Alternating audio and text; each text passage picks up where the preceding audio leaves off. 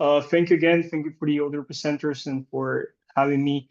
We are short on time, so I'll try to keep it very simple. And apologies if I skip some slides. It's just for time's sake, but you can look at the slides afterwards. So I'm presenting on climate risks and food security, specifically on Sub-Saharan Africa.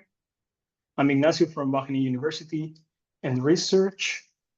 And perfect. So just a brief comment on the positionality statement. I'm based and I work in the Netherlands in the global north. And today I'm talking about food security and mostly in Sub-Saharan Africa. And I've never been food insecure in my life. So that's also something important that I want to mention. And also my work is very shaped by the research agenda of the global north. So if there's any critical feedback that you want to give, please do so, either in the chat or also later on via email. The topics of today is first, why? Why do we look at Sub-Saharan Africa in the SAFE4ALL and in general in terms of food security? Then I will be discussing a bit on theory and facts on food security, climate change impacts on food security, very short examples of climate impacts at different levels of food security. And then if I have the time, I will be presenting briefly on the foodshed information service that we are developing at SAFE4ALL. So the first thing to say is that there's three main drivers of change in the food system, specifically in Sub-Saharan Africa. And one of them is the population growth. The second one is urbanization, and the third one is climate change. And we'll see a bit of them in the next slides. So as you can see, population in Sub-Saharan Africa and in general in Africa will skyrocket by the end of the century. And this can be seen on the right-hand side for three countries that we work with in the SAFE4ALL project. And for some of these countries, it will even double the amount of people that are living today in these countries. Africa will become one of the most populous continents, depending on how you divide the world. And this will put some pressure in the food system if we continue producing the way we do. The second thing is that a lot of people are employed in agriculture in Sub-Saharan Africa. And this is not the case in other continents as of now. And of course, this means that food is not only a means to eat for most people, but it's also livelihood. Then there's the question of why is there food insecurity in Sub-Saharan Africa specifically? And this question you can ask it about any continent, but specifically about Sub-Saharan Africa, there's a few things that are also not related to climate and that could explain development in general or food insecurity. One of them is colonization and the legacies of it, and how the countries were converted into extractivist economies for cash crops, for example. A second theory is also that of environmental things, such as, for example, poor soil quality because of the tropics that make the above ground matter decompose faster because of the heat. Also, you have some rivers that are not so easy to navigate, such as the Congo River, and other particularities of the geography that makes it hard to develop a specific trade for food. And lastly, governance, which is or institutions, which also can somehow prevent the food security, securing food. But then when we focus on climate variability, and when I say climate variability, it's not climate change, in the sense that there's also many things that just because of how the climate works in the world, make food security challenging in Sub-Saharan Africa. And one of them is the El Nino Southern Oscillation, and it can have some severe impacts in parts of Africa, depending on the phase that we are in. And this is really a decadal, let's say, a pattern.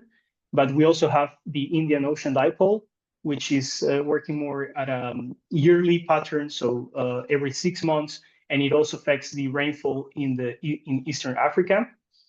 Then we have the Earth Intertropical Convergence Zone, and this is just a band of clouds in the tropic and subtropics that moves south and north, and it also impacts the rainfall and the monsoon in West Africa, for example. And finally, we have the Madden-Julian oscillations, which also causes, depending on the phase, whether it's convective or not, rainfall in Eastern Africa. So all this to say that climate variability is already very important for food production and food security. And it's not just climate change, which is amplifying all these effects. And because of this, climate variation explains a third of global crop yield variability.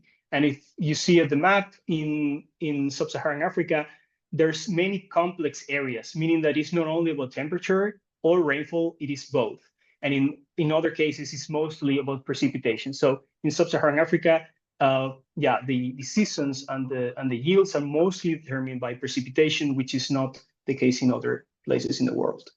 So this is the first question that I have for the audience, if you want to engage. And it's just, what, in your view, what is the main reason Sub-Saharan Africa is especially vulnerable to food insecurity under climate change? And I think we can give, a few seconds for people to choose. And there's no wrong answer. It's just, what do you think really is important to you, or what you think explains the most? All right, great.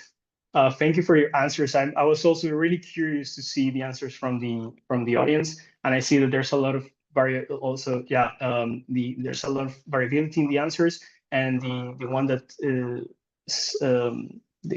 one with the most answers is governance and policy changes. So that's that's really interesting. But as you can see, it's everything, and it's not just one. It's really multidimensional. Okay, so food security is multidimensional, and I will explain this very briefly. So we have 4 main pillars of food security, and this has been extended in the last years to encompass other aspects that are also important for food security. So just reading in the slide, food security is a situation that exists when all people, and this is about agency, at all times, and by this we mean stability in the short term and sustainability in the long term, have physical, social, and economic access to sufficient, safe, and nutritious food that meets their dietary needs and food preferences. So you see that this long sentence encompasses a lot of pillars, so it's really multidimensional. I will explain a bit more what we mean by each of them. But I think food security is a word that is used loosely,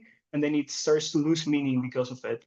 But what's important is that at some point, already decades ago, a researcher acknowledged that it's not only about food production, it's also about who has access to that food. So starvation is a matter of some people not having enough food to eat. It's not a matter of there not being enough food to eat, which means that in the world nowadays, there's already enough food production for everyone to be food secure, but there's no equal distribution of it.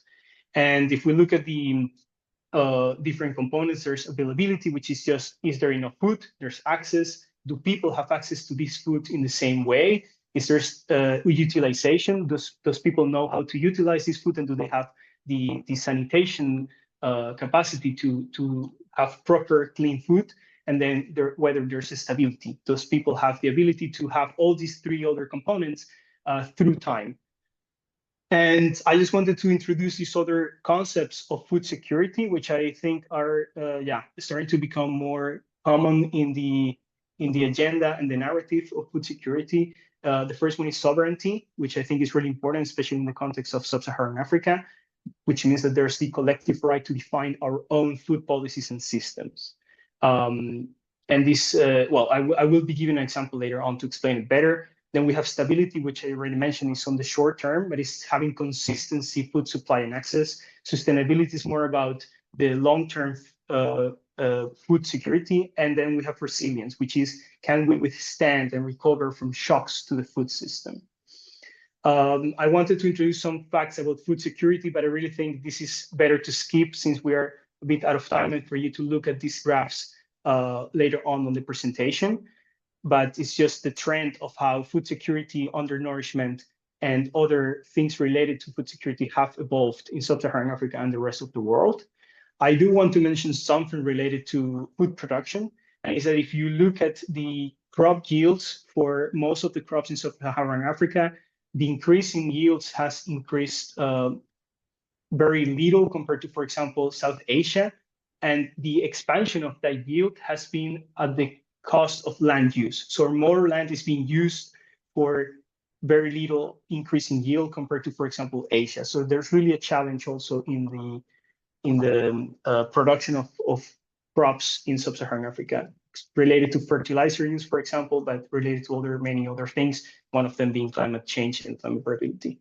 So looking at the climate change impact on food security, I will be skipping this one and just give you the insights on what's going to happen by the end of the century and how this can affect food security. So we will see increasing dry periods in Southern and Western Africa. And on the other hand, we'll see increased flooding probability in East Africa. This is related somehow to the climate patterns that I mentioned in the Indian Ocean and others. And then we also have a decrease of freshwater availability in Southern Africa, which obviously affects, for example, irrigation. And then just to mention specifics on climate change impact on food security for the different pillars. For availability, of course, it will impact production itself, so crop yields, but also livestock. For access, is about price volatility and income losses, but also trade disruptions. And then utilization, it's reduced nutritional quality because of also the erosion of soil and the let's say the loss of nutrients in the soil. And for stability, as we see, climate change just amplifies everything. So we will have more shocks every year. Then there's this other question for the audience, which is, what pillar of food security do you think is the most at risk of climate change in your context or region of interest? And if we can display the poll, yeah, thank you. So those that really stand out are availability, so crop production or livestock, and then stability, which is, I think, really the case. I will be explaining a bit later on the accessibility, so also on trade, let's say, and just trade of food, which is also really important, but I agree with the answers. And then just quickly, I will go through the climate risk, so through 3 case studies, and this is not really case studies, but it's just examples that I really like. One of them is, as I mentioned, the ENSO, and this is the El Nino case, and as you can see, there was a really intense one in 2023, 2024, and this affected Zimbabwe agriculture. And as you can see here, this is satellite image from Copernicus from 19 August 2022 compared to 23rd August 2024. You can see how much dry it is around Harare. And basically what this meant for the country is that there was a, as they call it, a drought disaster, and it was declared by the government, and this really impacted agriculture. So it was not only the production, but it was also the livelihood of the people who depended on their yields.